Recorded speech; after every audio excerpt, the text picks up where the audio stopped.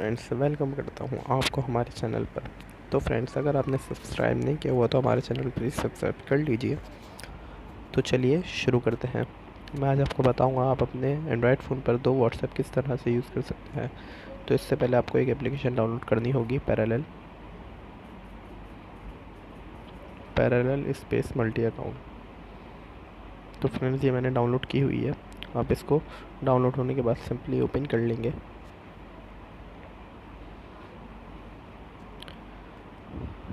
आप यहाँ प्लस पर क्लिक करेंगे और फ्रेंड्स, यहाँ आपको जैसे कोई भी एप्लीकेशन करनी है तो उस पर आप टिक कर देंगे और ऐड टू पैरेलल स्पेस कर देंगे तो वो एप्लीकेशन वहाँ आ जाएगी।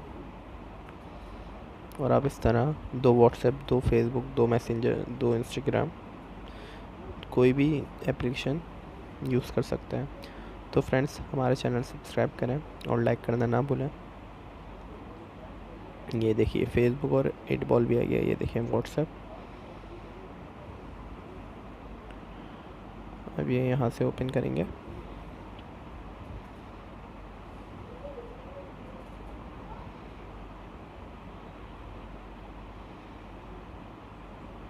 ये देखिए फ्रेंड्स, एग्री एंड कंटिन्यू। तो आपका जो भी नंबर हो वहाँ यहाँ डाल दीजिएगा।